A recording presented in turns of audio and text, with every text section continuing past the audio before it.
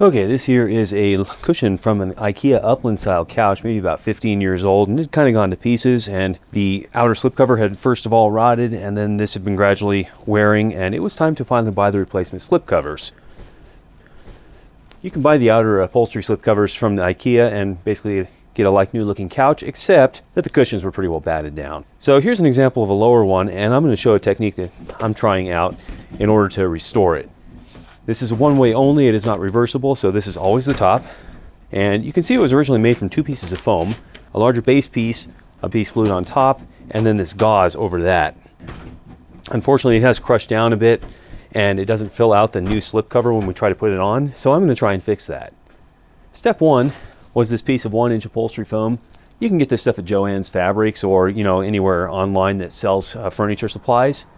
And I am using 3M Super 77 adhesive today to glue things. It happens to work pretty well. There may be others, but this one I have good luck with. Now I've got a table set up with a piece of paper over it to catch the overspray, and I'm working outside otherwise because this is nasty stuff and it's hard to ventilate for it indoors. Small amounts maybe, but not the quantities I'm using for this project.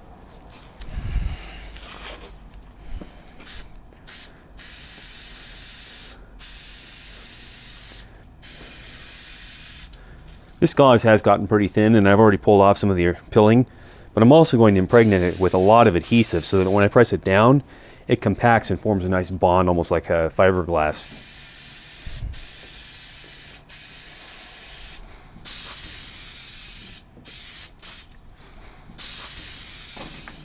Something to remember with contact adhesive is you need to spray both sides and then let it start to set for a short period before you actually connect them together.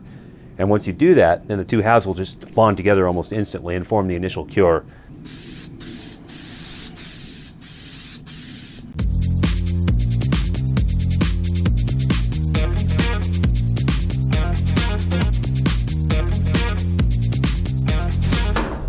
I could probably get a better bond if I pulled off more of this gauze first, but it's already pretty thin and compacted, and that would be really messy, so I'm going to try and do this the short way today.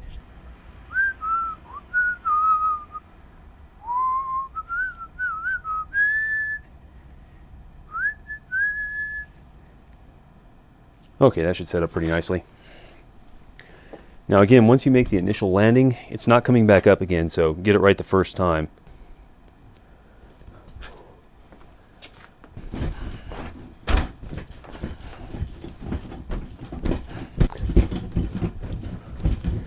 Alright, that seems to be in pretty good shape, so the next step I'm going to be doing is trimming it. And I will not be getting a perfect edge on it, but for the kind of refurbishing I'm trying to do, that will be fine, because then I'm going to reinforce the corners.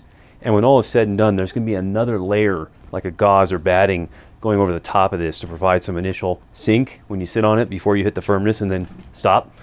Just like this, except probably a little bit thicker and obviously new. So this edge is going to be a little ragged. That's okay.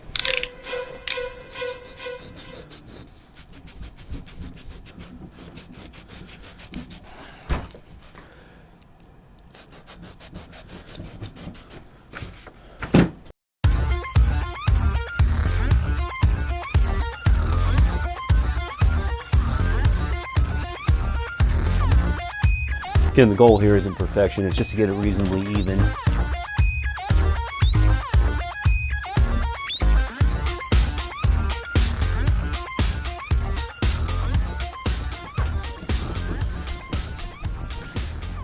think it's going to have to do for now. So step 2 is going to be the upholstery fabric. What I'm going to do is I'm going to put strips on the sides here that just wrap around the corner and tie it down. And then after that, then I'll put 2 larger ones that wrap all the way around the front and the back. These don't need to be an exact width, they just need to be fairly straight. And I'm going to go for about 3 to 4 inches, somewhere in there.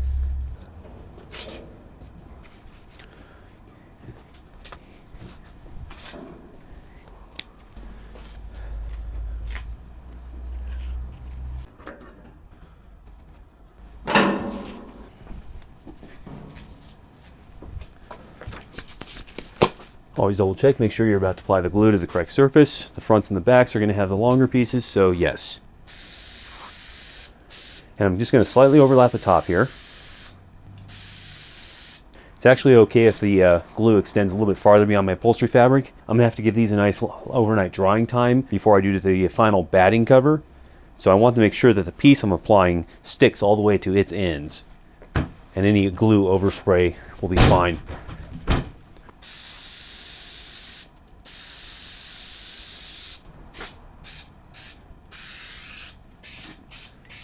Then once again, we're just going to give those a short curing time, but since I already know I'm going to need pieces front and back, I can cut those while I'm waiting. These here are going to need to go over and slightly, so probably about like that.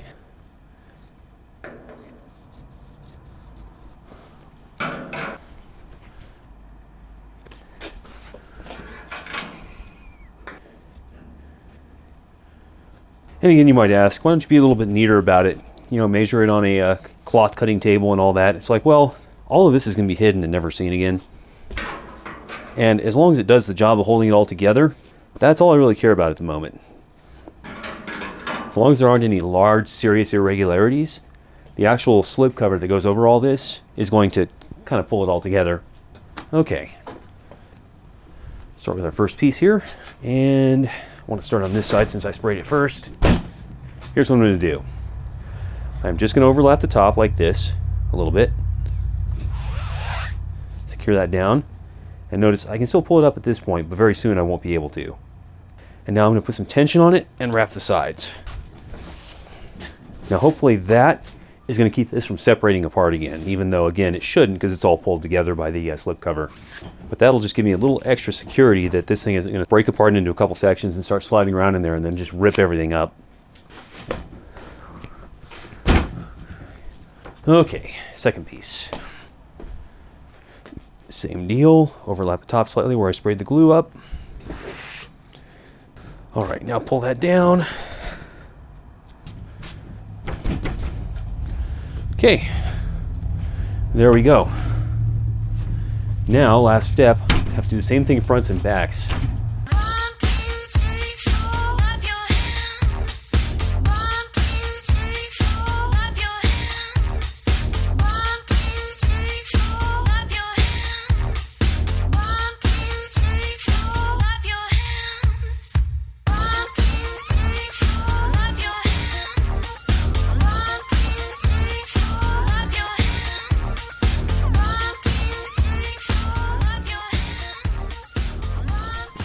And I think, different from what I did on the other one, I'm going to go ahead and trim off some of this bulge foam, and then I'm going to go ahead and add another piece of upholstery fabric around this side to kind of bind that back in.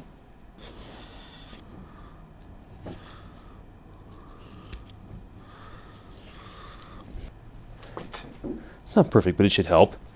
Now I'm just going to wrap one more piece of upholstery fabric around there, and I actually have a really nice shaped scrap for that, I think.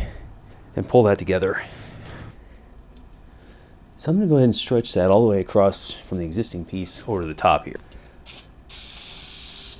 How wide was that again?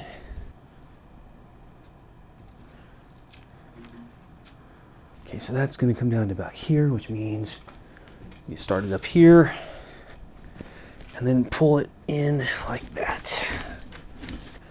So the final step is, after these have cured and aren't sticky anymore, so that I can actually lay them out on top of the batting and measure that, is we will roll batting for sure the same way it was done before, and probably come around the sides as well, just to fill in this little weird gap where we had to add the foam. So that'll kind of conceal any remaining irregularities before the slipcover goes on and just compresses it all together. But I think those are going to work, and we were able to reuse the existing foam that was in there, which was nice. It's a bit mashed down, but it's not all ratty or crumbling apart, so simply putting the extra inch of fresh stuff on it I think will do the trick.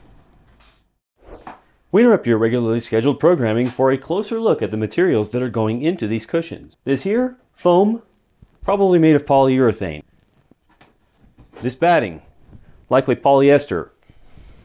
This upholstery fabric, probably polyester or maybe polyester, nylon, some sort of blend of synthetic fibers along those lines woven together. And then, of course, we have our adhesives. Besides the propellants, which are, of course, flammable gases, the adhesives themselves are made out of petrochemicals. So the question is, do you think this will burn? Polyurethane foam?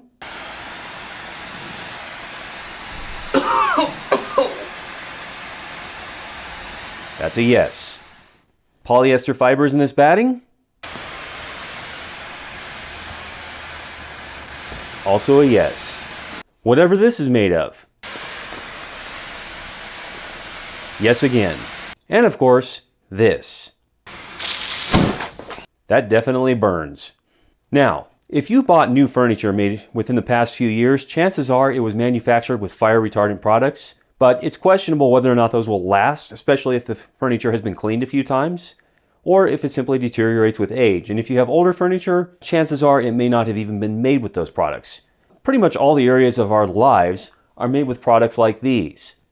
Do you currently have a working smoke detector, and preferably one per major room of the house, including all bedrooms? If you don't, why not? Because when this stuff burns, you've got maybe 3 minutes to get out of the house before you are completely overcome with the toxic fumes we saw coming off stuff like this. So keep that in mind as you look at what's really inside your couch, love seat, chair, ottoman, curtains, bed, anything else that's made of synthetic fibers.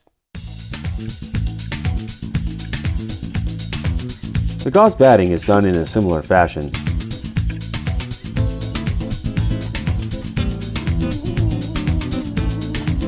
After a quick test fit, we determined we did not want to wrap it all the way around the sides of the cushions. Nobody sits there anyway.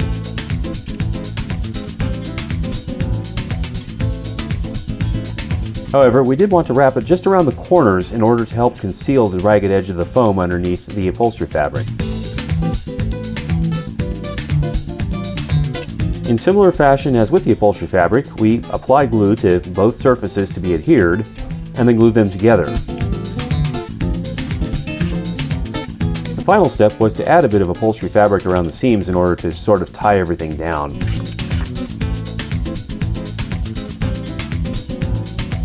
It's important to remember, however, that people will be sitting on the top and interacting with the front side as well. So those areas, we don't want any upholstery fabric on the outer surface, or it might just tear loose with time.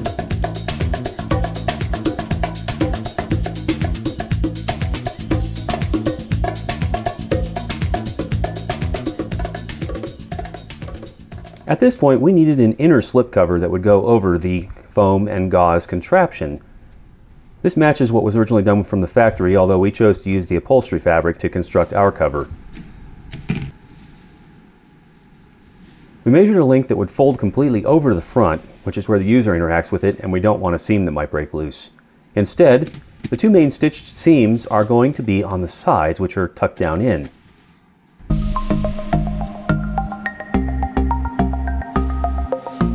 But since I haven't run a sewing machine since roughly high school, this task was taken over by my lovely wife.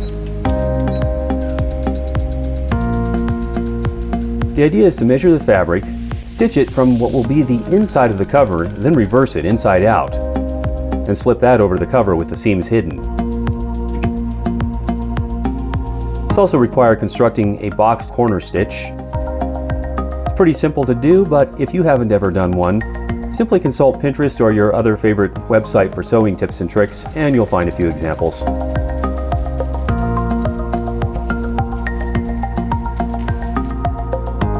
The excess part of the corner is cut off.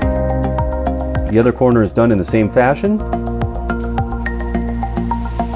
And when all is done, we add a second reinforcing stitch, turn it inside out,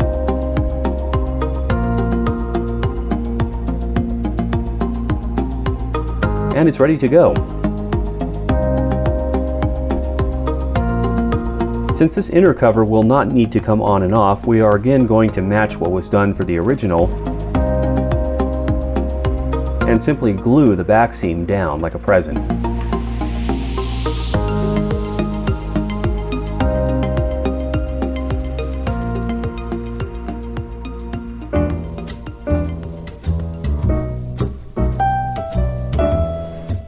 The only disappointment is that all of the covers for this particular love seat were just a little bit too big. Perhaps at some point in the design life of this product, Ikea changed the dimensions.